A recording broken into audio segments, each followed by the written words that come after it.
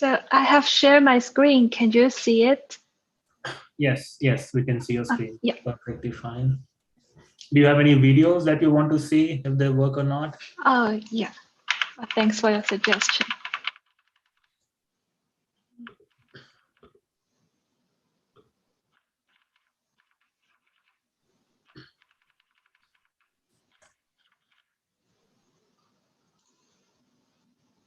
Perfect. Okay, it seems to be working. Sounds good. So, Ling, we typically wait for 5 minutes after the clock to begin. So we still maybe have maybe 30 more seconds. Okay.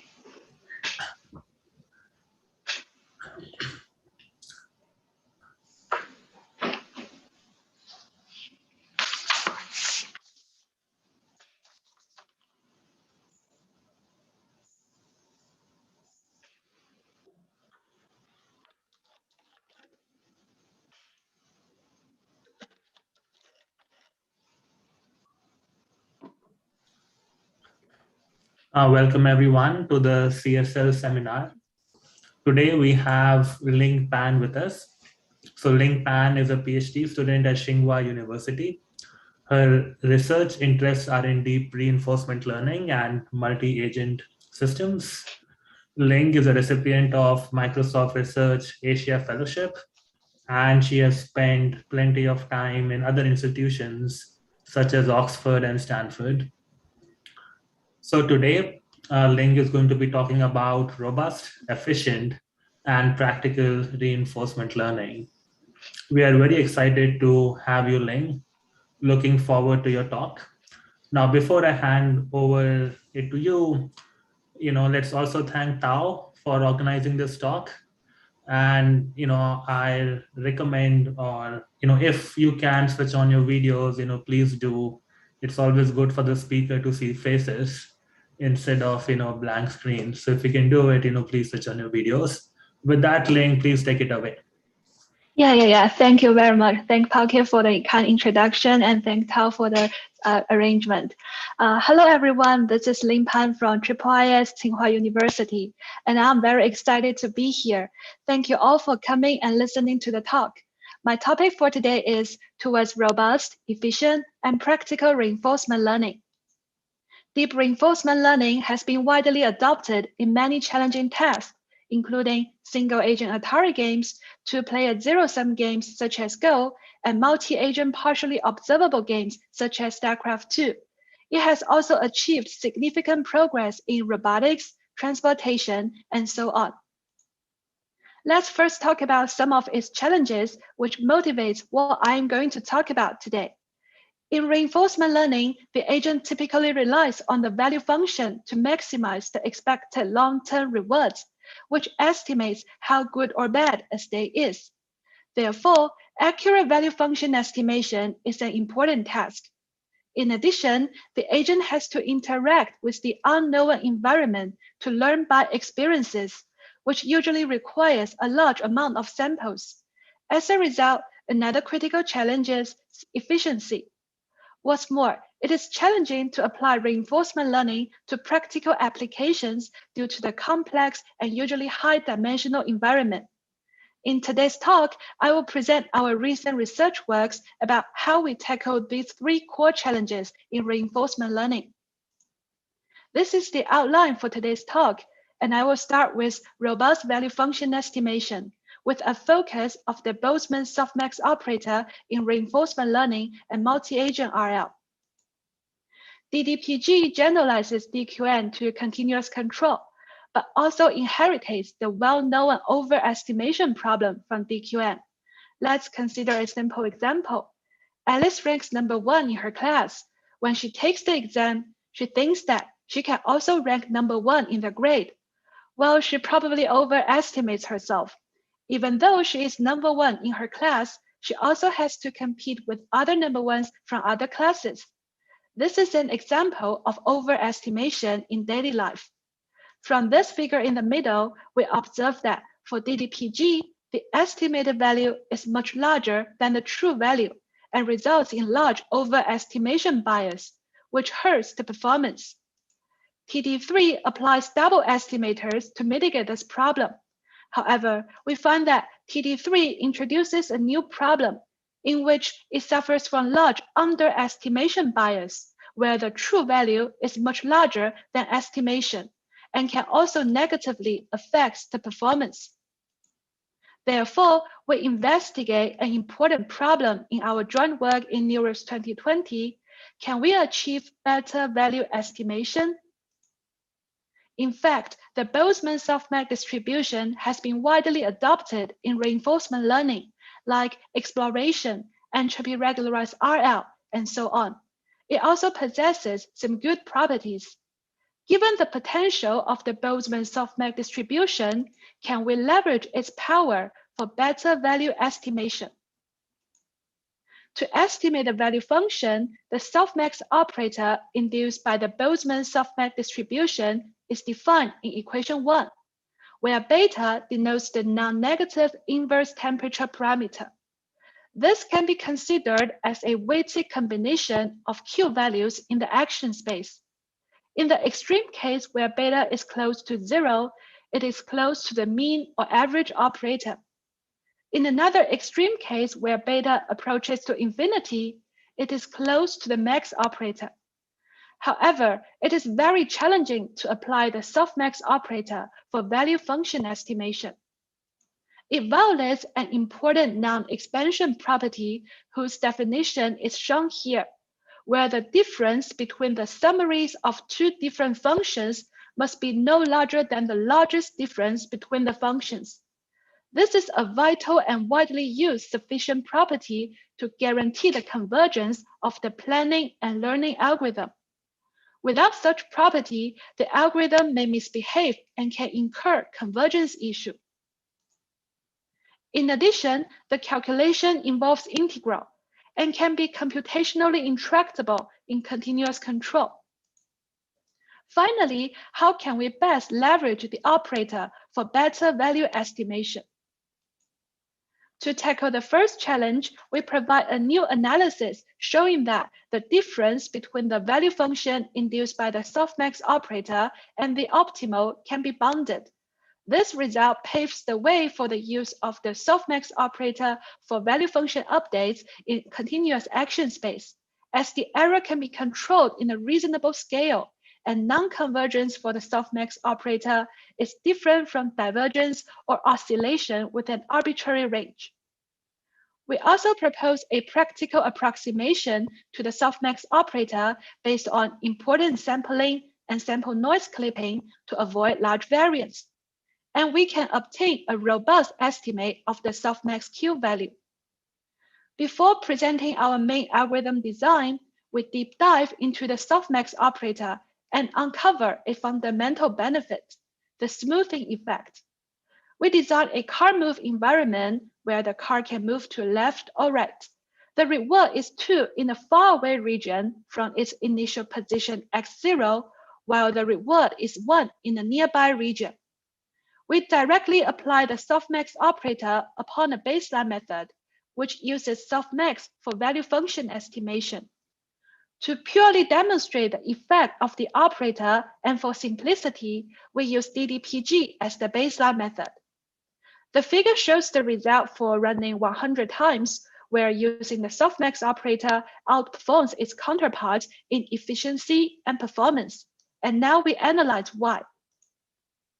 We investigate the optimization landscape by looking at the loss function from linearly interpolating the policy parameters learned by the baseline method and its counterpart with softmax. Here, phi1 can be regarded as a good solution learned by the baseline with softmax, while phi0 is not good enough that is learned by the original baseline. The x-axis corresponds to phi alpha, while the y-axis is the corresponding loss function. We can see that there exists at least a monotonically decreasing path for the softmax version to a good solution, while it is not the case for the original version, where there exist mountains and valleys. Therefore, the softmax operator can reduce the number of local optima and makes it less sensitive to different initialization. From this, we uncover an important benefit of the softmax operator in which it helps to smooth the optimization landscape to help learning. We now describe our algorithm. We first build the softmax operator upon a single estimator and obtain the SD2 algorithm, which is abbreviated for softmax deep deterministic policy gradients. Our goal is to investigate whether using the softmax operator can mitigate the large overestimation bias in DDPG. The update rule for SD2 is shown in equation 2, which achieves better performance than DDPG as indicated by the orange curve. We theoretically show that SD2 is able to reduce the overestimation bias, which can also be validated by our empirical results. Here, I also want to discuss its relationship with entropy regularized RL a bit, and I will use soft Q learning as an example since it can be considered as a predecessor of soft actor critic. In soft Q learning, it optimizes the expected return and also the entropy. This is equivalent to having a log sum exponential operator and a softmax policy. As a result, the form of the operators are different. To fairly and purely study the effect of different operators, we also compare it with the variance of DDPG using the log sum exponential operator. In fact, we find that it induces even larger overestimation bias than DDPG. Different from entropy regularized RL, we still study the original objective where our goal is to have better value estimation instead of encouraging more exploration. Then can I ask a question? Yeah, please. So is there an intuitive explanation of why your method doesn't suffer from overestimation bias versus soft Q learning does? Sorry, are you saying that why soft Q learning doesn't suffer from overestimation bias, but here we show that it does? No, I'm saying is there an intuitive explanation of why your proposed method works better than soft Q learning? The basic idea is that the softmax operator has some very good mathematical properties, and it is due to this property that we take a softmax operator over a vector, then it is no larger than the maximum value of this vector x. So based on this intuition, we can see that the softmax operator can lower down the value estimates. However, it is not the case for the log sum exponential operator, where it is always larger than the maximum value of the vector. Okay, thank you.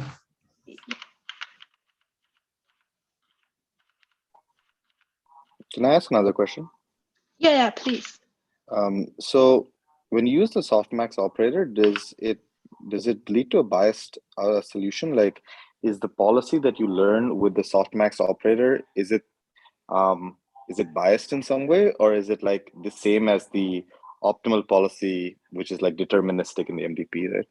So since we are still studying the original objective, it is not like soft actor critic that we study an entropy regularized objective, then the optimal policy can be different. But here in our case, as we still study the original objective, and we prove that its gap between the value function that it learned to the optimal one can be bounded and can converge to a value that is arbitrarily close to 0. So the policy, so the optimal policy is still the same. And the dependence is on the temperature, though. Like it depends on the temperature. It only converges when beta approaches to infinity.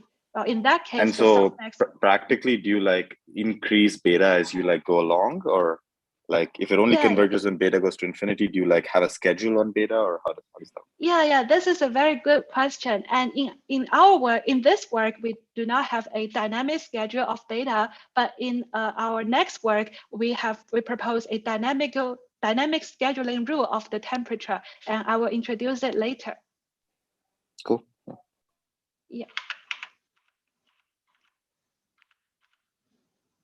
Yeah, then we investigate a more interesting question, whether leveraging the softmax operator can mitigate the large underestimation bias in TD3.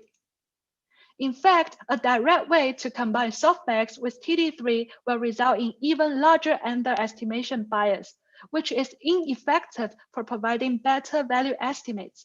This seems to be intuitive since the softmax operator leads to lower value estimates. So that's it. Does it imply that the softmax cannot be applied to double estimators to improve value estimations? The answer is no. With a deep analysis, we propose to estimate the value function by equation 3 and obtain the corresponding SD3 algorithm. We theoretically show that SD3 can improve the value estimates of TD3, which can be validated by our empirical results. Therefore, leveraging the softmax operator upon double estimators can reduce the underestimation bias.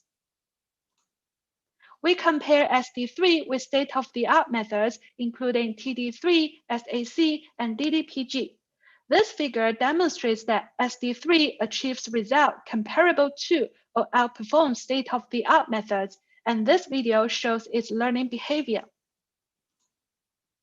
In summary, we show that it is promising to use the softmax operator in continuous control. However, as we have shown before, it still violates the important non-expansion property. In addition, its performance actually highly depends on the key hyperparameter beta and requires hand-tuning. Thus, the limitation for the work is that can we truly rectify the convergence issue and provide automatic hyperparameter adjustment? So Ling, can we go back to the previous slide once where you had the curves? Yeah. So in this particular slide, are you using the same beta across environments, or is there a different beta for different environments? Yeah, so in this figure, we use fine-tuned beta for each environment, and we see that it should be a disadvantage of our method. Okay. Yeah. In summary, So in our joint work in EGCAI 2020, we investigate this question and propose a dynamic Boltzmann softmax operator. Our key idea is to make beta time varying and dynamically adjust its value. For example, we can let beta obey a linear function CT. During its value variation, it may encounter some regions that violate the non-expansion property. But we show that it doesn't matter as long as beta goes to infinity at the end of learning. However, different tasks have different domain features and may require different values of C here. We follow prior work and propose to use a meta-gradient-based update to adaptively adjust the value of C. In this work, we truly rectify the convergence issue of the softmax operator, showing that it is convergent in value iteration with known environment and Q-learning with unknown environment. We also show that it is powerful to reduce overestimation. In addition, we use hand-tuning of the key hyperparameter beta and empirically show that it achieves higher performance than DQN in 49 Atari games. Up to now, we see that the softmax operator is powerful to provide more accurate or robust value estimation in single-agent reinforcement learning domain. Now, we turn to a more practical setting, multi-agent systems. In fact, a large number of practical scenarios involves multiple agents interacting with each other. And multi-agent reinforcement learning is a promising approach to tackle these scenarios, like autonomous cars, multiplayer games, and multi-robot control. Different from the single-agent setup, in multi-agent reinforcement learning, there are several agents interacting with the environment and learning simultaneously. We consider a fully cooperative task here, which can be modeled by a decentralized partially observable MDP, represented by an 8-tuple shown here. Let's just focus on the additional terms different from the traditional MDP setup. Here, we consider a finite set of n agents denoted by A, and due to partial observability, we have an observation function to obtain an observation. Let's see how it works. At each time step, each agent receives an observation and chooses an action based on its on its policy conditioning on the action observation history. This forms a joint action and leads to a transition to the next state and a joint reward. The goal is to find an optimal joint policy where the joint action Q function is defined here. So how to learn in such system? Centralized training with decentralized execution is a popular paradigm where agents learn decentralized policies based on a centralized training. Let's consider deep multi-agent Q learning, which extends the popular Q learning algorithm to the multi-agent setting. The loss function is very likely the same, except that we consider a joint action Q function Q taught here. However, this involves a very expensive max operation over the whole joint action space, whose size increases exponentially with respect to the number of agents. This individual global max property here can tackle the high complexity and allows for efficient decentralized execution by ensuring the consistency between greedy action selection in the joint action Q value and local individual value function, where QA only inputs its own action space. Let's see a concrete example QMIX, which is also the base algorithm we are going to discuss today. Specifically, it decomposes Q-taught into a nonlinear combination of agent-wise utilities, where Fs is a monotonic mixing network represented by a neural network that satisfies the monotonicity constraint on the relationship between Q-taught and QA. This construction ensures efficient decentralized execution. Okay, now a critical challenge in this setting is how to represent and learn the joint action value function. In learning the value function, we know that alleviating overestimation is an important challenge, as shown in equation 4, where xi is a random variable representing the Q value of action I given the state.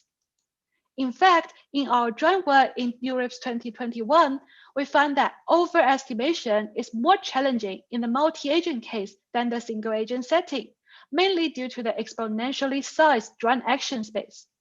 For example, the overestimation problem of the joint action Q function can be exacerbated in QMIX due not only to overestimation in agent-wise utilities, but also the nonlinear monotonic mixing network, which can further amplify the overestimation error.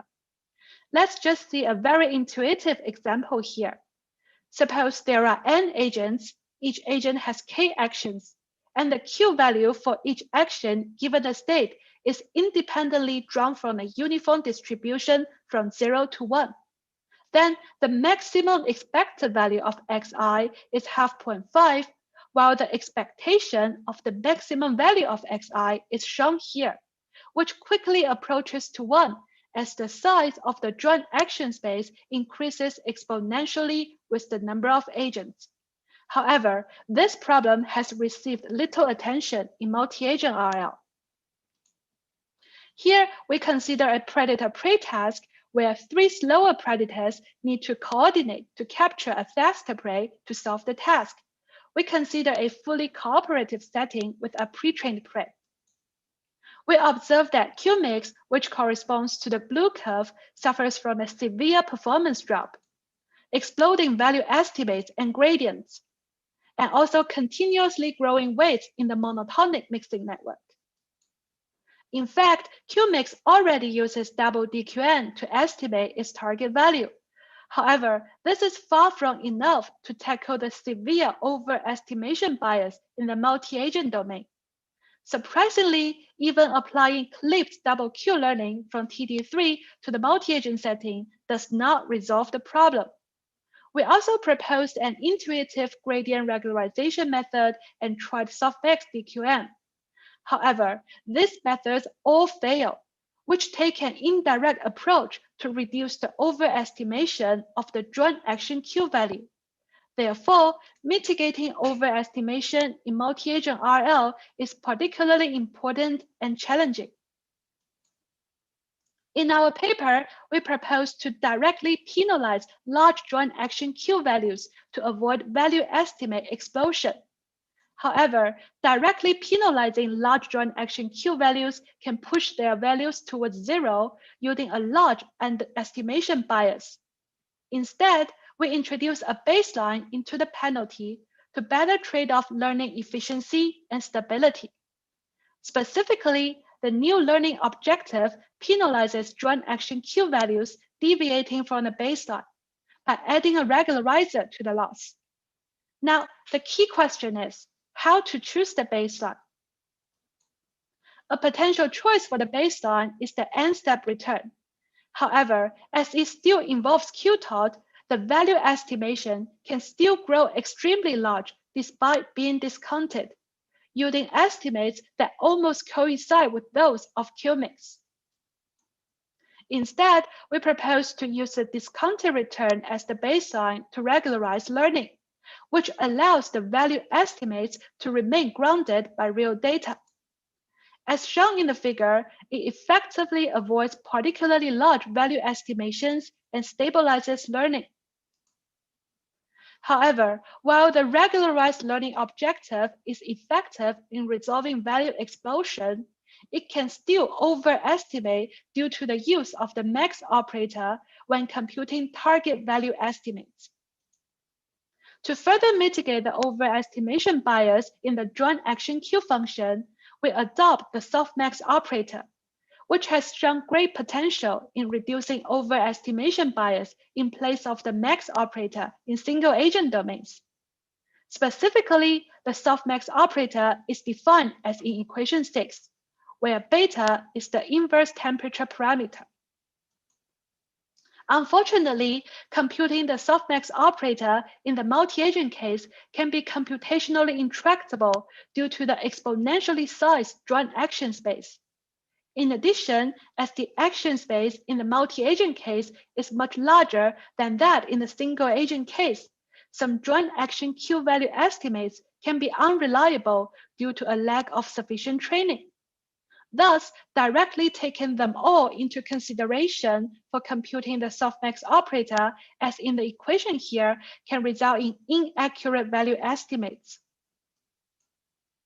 We propose to approximate the Softmax operator efficiently and reliably based on a joint action subspace and approximate it in our constructed subspace instead. I will briefly introduce the key idea about our construction, which I think is interesting because it actually outperforms its counterpart with a direct computation in the whole joint action space. We first obtain the maximal joint action with respect to Q-taught according to the individual global max property as shown in figure A. Then we construct the joint action subspace hat U. Specifically for each agent A, we consider K joint actions where K is the size of its action space by changing only its specific agent's action while keeping other agents' actions fixed. We denote the resulting action set of agent A by UA and use the union of UA for computing the approximate Softmax operator, as illustrated in figure B. We theoretically show that by this construction, the approximation gap converges to 0 at an exponential rate with respect to the parameter beta. In addition, the computational complexity of our approximation scales only linearly in the number of agents, as opposed to exponentially for the original Softmax operator. So it allows for efficient computation. What's more, as hat U consists of joint actions that are close to the maximal joint actions, it can reduce the reliance on unreliable joint action Q values when using epsilon greedy exploration strategy. Due to this reduced reliance on unreliable joint action Q values, our approximate Softmax operator actually outperforms its counterpart using a direct computation in the whole joint action space. Our final method. Ling, on this slide, when you say random sampling, what exactly do you mean? Do you mean you're sampling actions for each agent randomly? Yeah. We just use a very simple way to obtain the same number of actions that we use in our method. I see. And when you're constructing U hat, like on the previous slide, so the maximal joint action, is it the global max of the Q function in a Yeah, it's joint the way? global max. Yeah. And this can be achieved very efficiently due to the individual global max of, property, because taking the maximum over the whole joint action Q value is equivalent to taking the maximum in each agent's utility. I see. Yeah. So,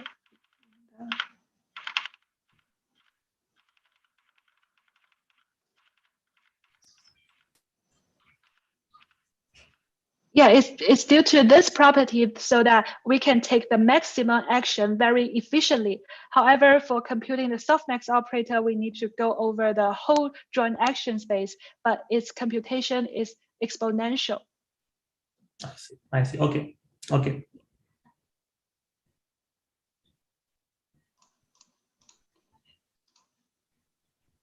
Yeah. So as shown in the figure, QMIX finally fully addressed the overestimation bias and achieves better value estimates than only using the regularizer part. On the theoretical side, we also show that our method can reduce the overestimation bias. Now let's see its empirical results. We first investigate how much of a performance improvement QMIX achieves over baselines in multi-agent particle environments shown in the first row here. Specifically, we have several agents to control, indicated by the red circles. And there are also some pre-trained adversary agents represented by blue circles that we aim to catch, avoid, or cheat. As shown, QMIX significantly outperforms baselines in performance, efficiency, and stability, and achieves state-of-the-art performance. To understand the reasons for its better performance, we also analyze the bias of value estimation.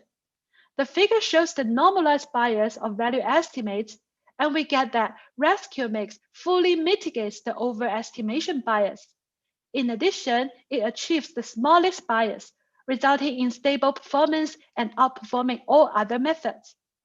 It is also worth noting that our method is general and can be applied to other Q-learning-based multi-agent RL algorithms, which provides consistent improvement in performance and stability. Finally, to demonstrate its ability to scale to more complex scenarios, we also evaluated on the challenging StatCraft2 micromanagement task by comparing QMIX to the baseline. As shown, our method consistently and substantially outperforms the baseline method. And this video shows our agent's learning behavior. So this is the 3 marine task where our team is wearing red clothes on the left, while the opponent team is controlled by the built-in platform AI itself wearing blue clothes on the right.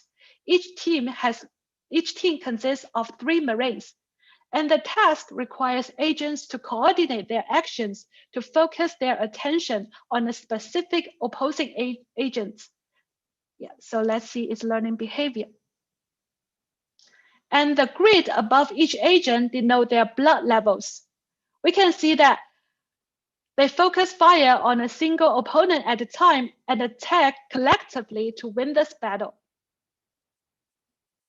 Yeah, and this tag involves 2 stalkers and 3 zealots in each team, which has different responsibilities.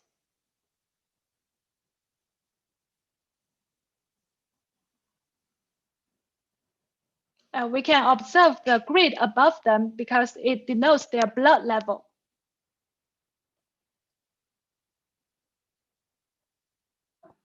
And this tag is a larger variant of the former one, which involves 3 stalkers and 5 zealots, making the game more difficult.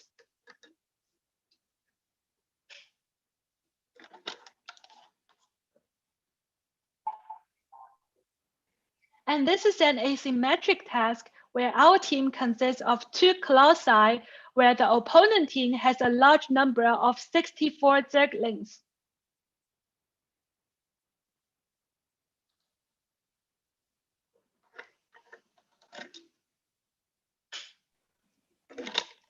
Can I ask a question? Yeah, please. So it looks like in all of the tasks, QMIX does work, even though it's like a little bit slower, right? Like, it seems like there's no task where QMIX is like failing miserably. Are there examples that you've seen where Res QMIX like does work where QMIX doesn't work, or is it just like some amount of sample efficiency gain that you get? Yeah, this is a very good question. Actually, we observed the performance collapse in the easier multi-agent particle environments. However, we see that QMIX actually works in a more complex StarCraft-2 benchmark, and we attribute the reason is that it is much more difficult to learn in such complex scenarios, and maybe overestimation does not happen in the early stage of learning because the task is more complex. So efficiency is the reason, is the more important factor. I see. And in terms of like efficiency, like what order, like is it like one order of magnitude faster, or like is it like, are there tasks which are like impractical to solve without using Res QMIX from an application standpoint? Like, is there like a problem which you couldn't solve earlier with QMIX and now is like way more practical to solve with Res QMIX? Oh, yeah. This is a good question.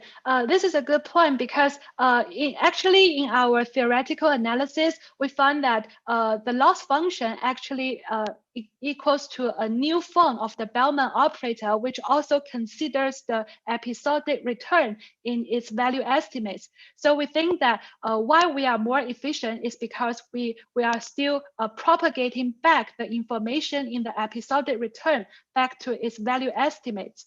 So if the task has sparse rewards, it should be learned faster because it also incorporates that information.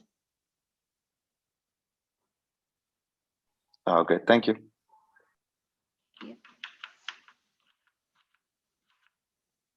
Yeah, now I will introduce our recent work on another challenge, efficiency. Designing better exploration strategies or using model-based methods are two powerful approaches to improve efficiency. But today, I will mainly introduce our work based on offline reinforcement learning.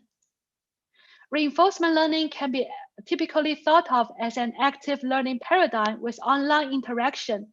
On the other hand, offline reinforcement learning is an alternative where the agent learns from a given pre-collected dataset. However, it is very challenging due to extrapolation error.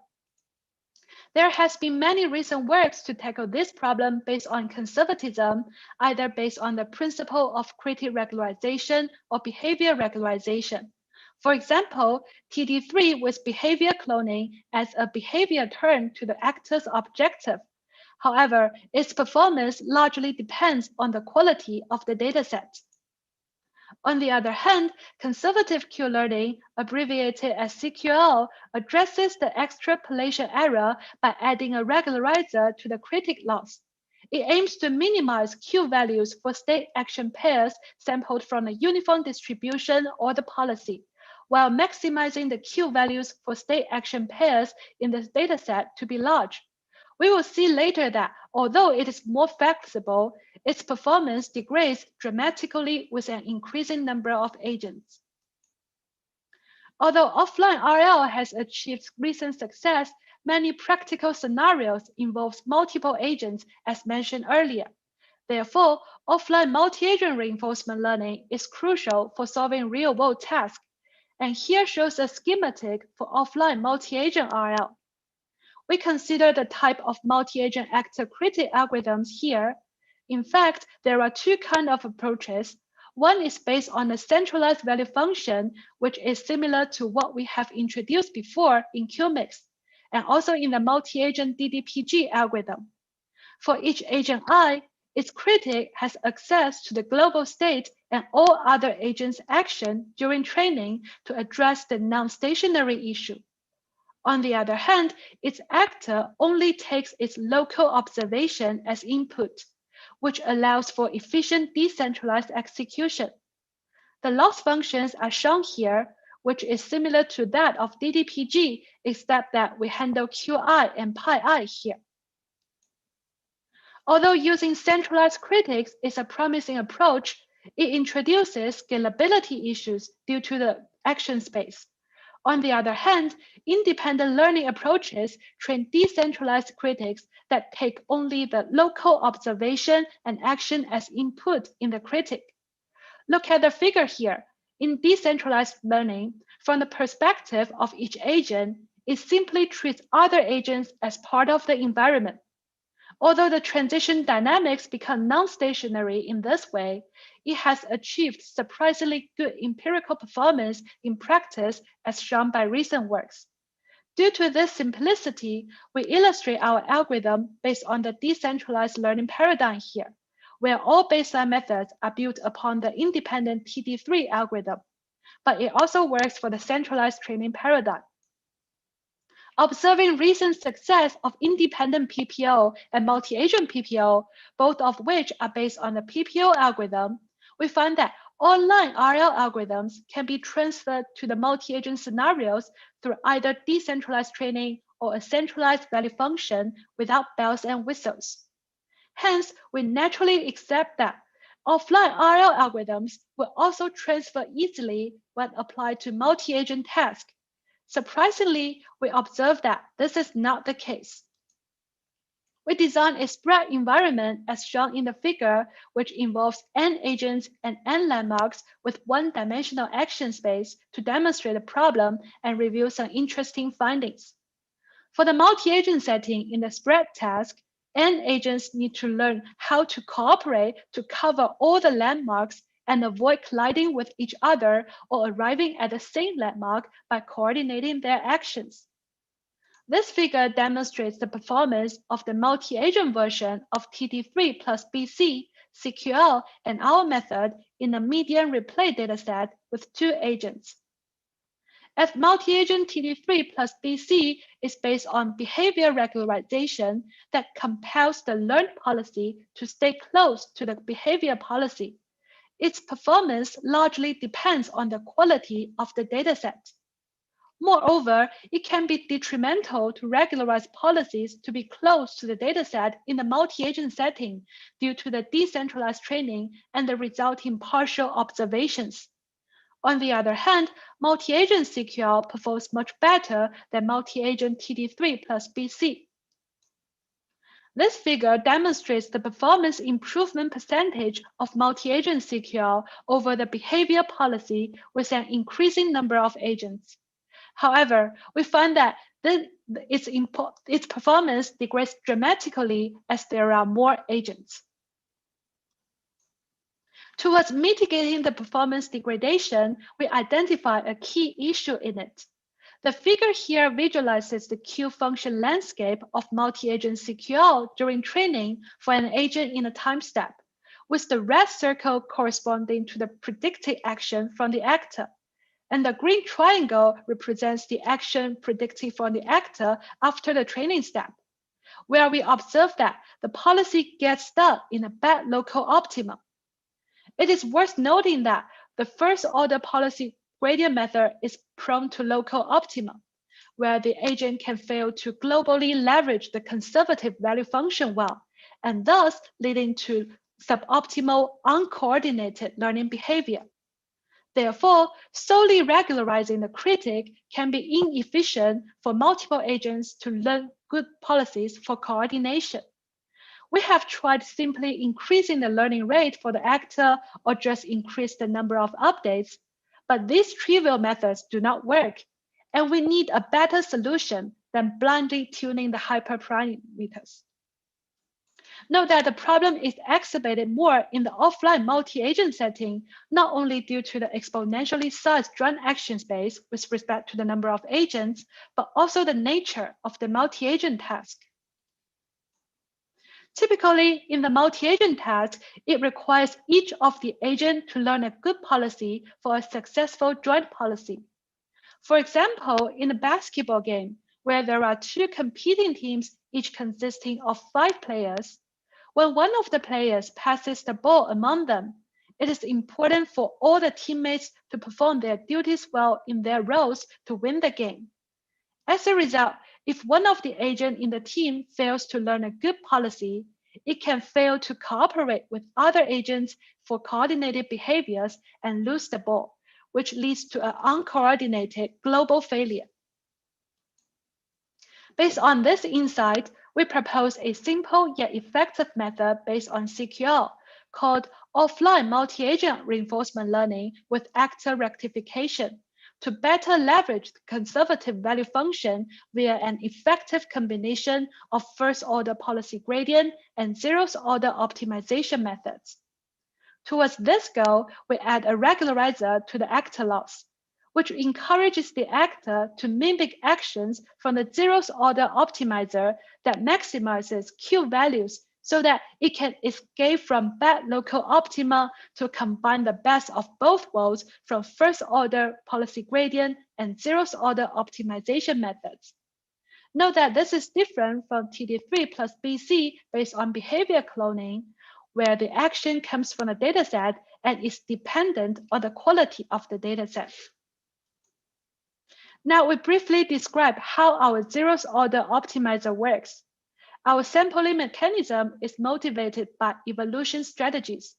Specifically, for each agent I, it maintains an iteratively updated and refined Gaussian distribution. At each iteration, we sample K actions from this distribution and evaluate their Q values. The mean and standard deviation of the sampling distribution is updated and refined by its statistics, which results in a softer update leveraging more samples different from the cross-entropy method. This process is iterated, aiming to find better actions based on the Q values. Then we rectify the policy towards this action to better leverage the conservative value function. We now investigate whether OMAR can address the previously identified problem. In the figure, the question on the previous, so over here, if we are finding the actions by doing this optimization, so the Q values on the actions that you have not observed in your data set, right? Those Q values could be very high, right? Yeah, this is a very good question. So our method needs to be built upon conservative Q learning, which promises it will not lead to overestimation. And otherwise, our method will make overestimation or extrapolation error worse. So the Q that you're using over here is a conservative estimate. Is that correct? Yeah, that's correct. We are based on conservative Q learning, and it has a guarantee that it will not lead to overestimation. Okay.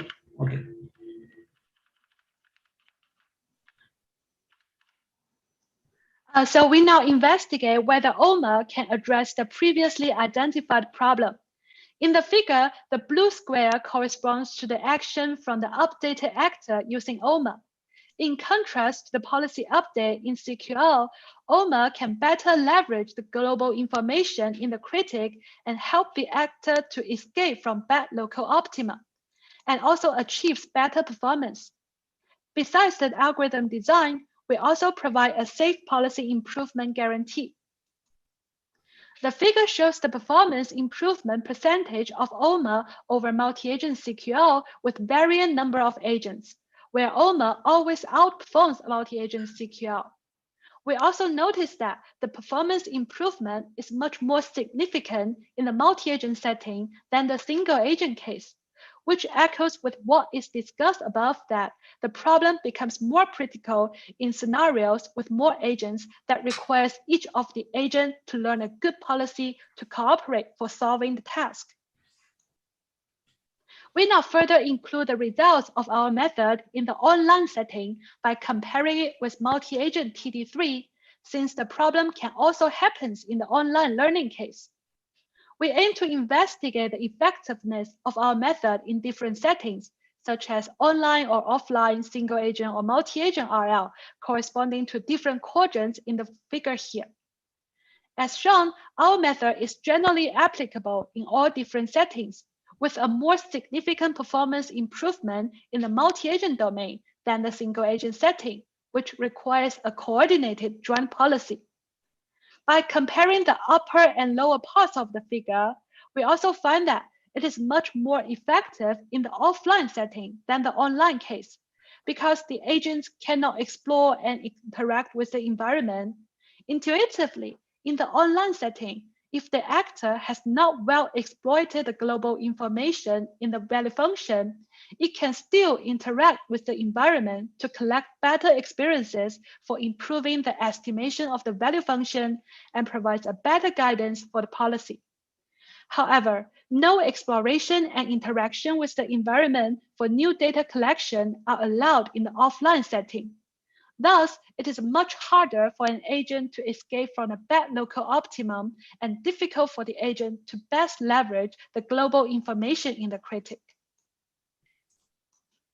We first investigate how does our method compare against state-of-the-art offline RL and offline multi-agent RL methods in the widely adopted multi-agent particle task here. As shown, OMAR significantly outperforms all baseline methods and achieves state-of-the-art performance. We attribute the performance gain to the actor rectification scheme that is independent of data quality and improves global optimization. We also investigate whether OMAR can scale to more complex continuous control multi-agent tasks. This is the two-agent half-cheetah environment from the multi-agent Mujoko task, where the first and second agents control different parts of the joints of the robot. Agents need to cooperate to make the robot run forward by coordinating their actions. As shown, OMAR significantly outperforms baselines in random, median replay, and median datasets, and matches the performance of multi-agent TD3 plus BC in expert, demonstrating its effectiveness to scale to more complex control tasks. We now investigate the effectiveness of our method in larger scale StarCraft-2 micromanagement tasks as shown earlier. We use the Gumbel Softmax reparameterization trick to generate discrete actions for the base algorithm. As shown in the figure, OMAR significantly outperforms multi-agent CQL in performance and learning efficiency. And the average performance gain of OMAR compared to multi-agent CQL is about 77% in all tested maps. Now, I will briefly introduce our work in applying reinforcement learning to a practical smart city problem. As reinforcement learning is a natural paradigm for solving decision-making problems, it is appealing to apply it to real-world applications. We consider an important computational sustainability problem, rebalancing dockless bike-sharing systems. The bike imbalance problem constantly occurs and can cause significant impact not only to users, bike-sharing operators, but also to the city due to bike mass and congestion in city sidewalks, and has attracted much attention. A typical approach is to use bike trailers to rebalance such system based on a given optimization program, but cannot handle uncertain events. We therefore aim to apply reinforcement learning to tackle this practical problem, where the agent is the bike sharing operator and the state consists of some supply and demand information. The action is some monetary incentive for different regions, and the reward is the service level. However, it is very challenging to apply reinforcement learning to solve the problem due to the large state and action spaces. We propose an efficient algorithm based on divide and conquer to tackle the problem, which significantly outperforms state-of-the-art methods and provides some new other insights. Now, I will conclude with some potential future directions and the conclusion for today's talk. In conclusion, the first part of today's talk focuses on leveraging the Boltzmann softmax operator for better value estimation, and also uncovers its smoothing effect in both single agent and multi-agent reinforcement learning. Some open problems for our work include analyzing what is the exact form of regularization of the softmax operator, given the fact that it can smooth the optimization landscape. It should be doing some sort of regularization. Or can we design better operators? For the other side, offline multi-agent reinforcement learning makes it very promising to learn from data And since we are in a human society, many practical scenarios involve multiple agents interacting with each other. So I think an interesting direction for future work is offline reinforcement learning in multi-agent systems. However, it is very challenging and has not been well explored yet. These are the references. And I would like to thank all of my fantastic collaborators. Yeah, that's all. Thank you very much for listening. Yeah, let's thank Ling for the nice talk. So we do have time for some quick questions.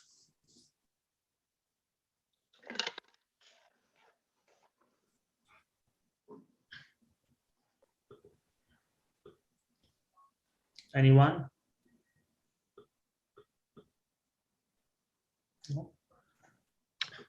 Hi, this is Arnold Englander. Can you hear me? May I ask a question?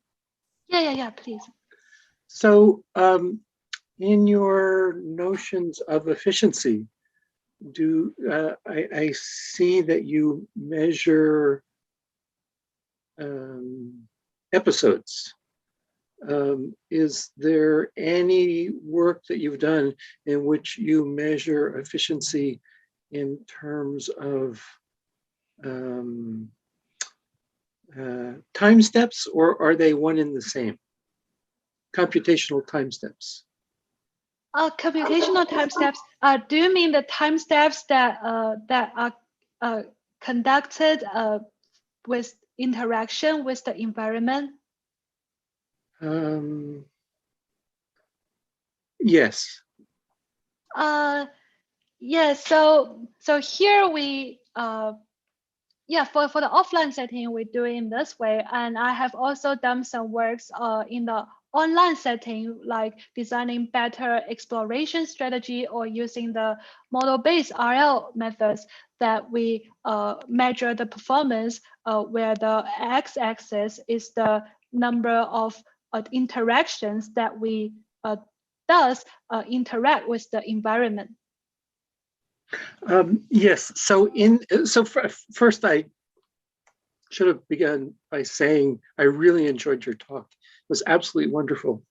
But if I may now go back to my question, in the case of rebalancing the number of bicycles in a city,